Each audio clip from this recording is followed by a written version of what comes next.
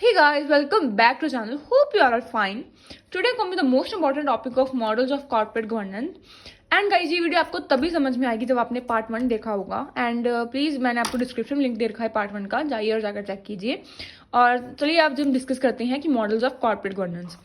Models होते हैं वो कैपिटलिज्म सिस्टम पर बेस्ड होते हैं और इन्होंने बहुत ही डिफरेंट टाइप्स ऑफ मॉडल्स तैयार किए हैं जो हमें एडवांटेज देता है कि कौन सी कैपिटल ज़्यादा अच्छी रहेगी हमारी बिजनेस के लिए, कौन सा कैपिटलिज्म प्रोसेस अच्छा रहेगा. सो चलिए डिस्कस करते हैं. पहला मॉडल जो कि है हमारा एंग्लो अमेरिकन मॉडल, जो कि यूएसए, यूके, कनाडा और ऑस्ट्रेलिया में यूज़ किया जाता है. नोट डाउन कर लीजिएगा कि एंग्लो अमेरिकन मॉडल ज़्यादातर यूएसए, यूके, कनाडा और ऑस्ट्रेलिया में यूज़ किया जाता है.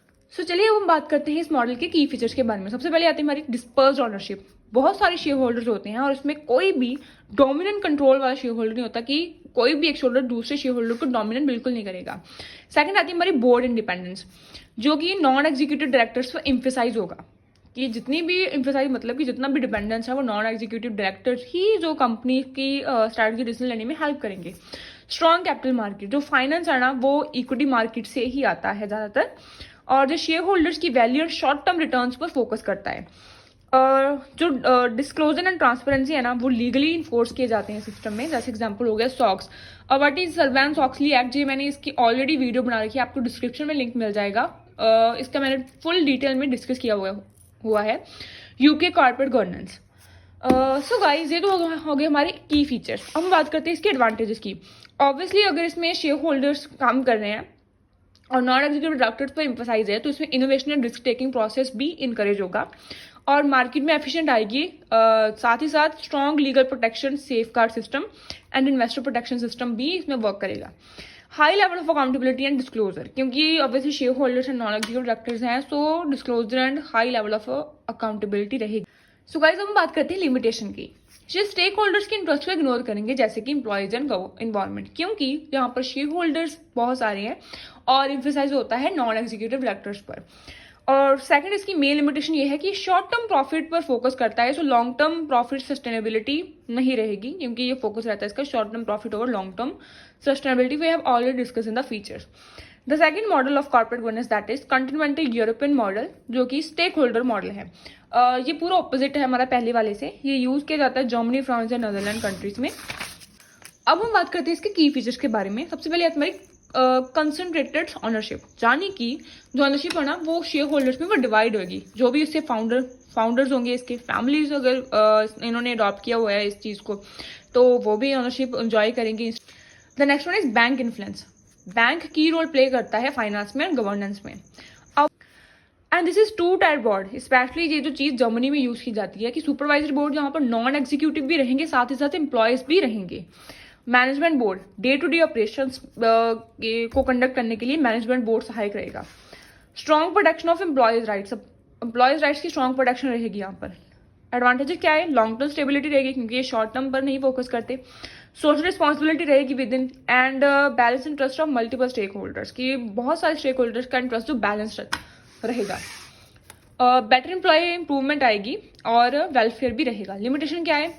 अब इनोवेट और अडेप्ट टू चेंज का जो प्रोसेस है वो स्लो रहेगा, क्योंकि आपको सभी चीज़ें डिस्कस करनी पड़ेगी ईच एंड एवरी, क्योंकि आपको उनका इंटरेस्ट को प्रोटेक्ट करना होता है. सो जो भी डिसीजन लेता है आपको डिस्कस करना पड़ेगा. सो जो हमारा प्रोसेस है ना किसी चेंज को अडेप्ट करना, क्विक डिसीजन इसमें नहीं रहेगा. Less transparency and public accountability. Public accountability भी बहुत कम होगी, ट्रांसपेरेंसी भी लेस होगी. हैवी रेगुलेशंस होंगी इस पर, जो कि हमारा ब्यूरोक्रेसी को इंक्रीज कर देगा. थर्ड हमारा आता है फैमिली बेस्ड मॉडल. ये खासकर India, Latin America, south east Asia और मिडिल ईस्ट में यूज किया जाता है. इसके की फीचर होते हैं कंपनी जो है वो कंट्रोल मैनेज की जाती है इसके फाउंडिंग फैमिली. जो भी फैमिली ने फाउंड किया है ना वही उसे मैनेज और कंट्रोल करेंगी.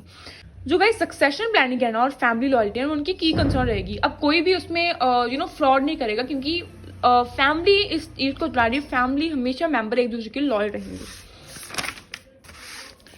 Decision making centralised and personalised होगा. ओके क्योंकि ये जो डिसीजन है ना वो हमेशा फाउंडर यानी कि जो ऑनर रहेगा ना, जो हमारा फैमिली का करता रहेगा वो ही हमेशा करेगा, वो किसी के साथ डिस्कस नहीं करेगा. Board is often not independent. जो बोर्ड है ना वो इंडिपेंडेंट नहीं रहेगा, क्योंकि key role stay within the families. जो की रोल्स होते हैं ना उसके वो फैमिलीज पर ही रहेंगे। जैसे अब कोई भी फैमिली अगर मैनेज कंट्रोल कर रही है बिजनेस को तो वो ही डिसीजन लेगी। तो जो बोर्ड है ना वो इंडिपेंडेंट नहीं होगा, जो एक्सटर्नल मैनेजर्स होते हैं। इसके एडवांटेज क्या है? लॉन्ग टर्म कमिटमेंट होगी due to the business. Far decision making होगी ड्यू टू सेंट्रलाइज्ड कंट्रोल। अब उसे किसी के साथ डिस्कस नहीं करना पड़ेगा, फार डिसीजन ले सकता है वो। डिसएडवांटेज क्या होते हैं? नेपोटिज्म। अब गाइस जो उन्होंने पहले ही कहा रखा है कि जो कंपनी को मैनेज कंट्रोल होते हैं ना वो फैमिली फाउंडर्स ही करते हैं। सो नेपोटिज्म सिस्टम का रिस्क आएगा। उनके जो हायर्स होंगे वही कंट्रोल करेंगे, है ना, वो किसी थर्ड पर्सन को आने नहीं देंगे। And poor succession planning, obviously जो सक्सेशन प्लानिंग है ना वो पोर ही रहेगी। प्रोफेशनल मैनेजमेंट एंड ट्रांसपेरेंसी में रेजिस्ट। अब जो प्रोफेशनल मैनेजमेंट है और ट्रांसपेरेंसी सिस्टम है वो रेजिस्ट होगा, क्योंकि जो आउटसाइडर्स है ना वो स्टिल नॉट इंडिपेंडेंट। अब corporate governance sectors are often weaker. इनका जो कॉर्पोरेट गवर्नेंस सेक्टर्स है ना वो भी हमेशा वीक रहेंगे। नेक्स्ट में आता है स्टेट ऑन एंटरप्राइज मॉडल। ये China, Russia, Middle East, Vietnam में यूज होता है। इसके की फीचर्स है कि गवर्नमेंट ऑन करेगी, as a name suggest state है कि तुम्हारी गवर्नमेंट आएगी इसमें।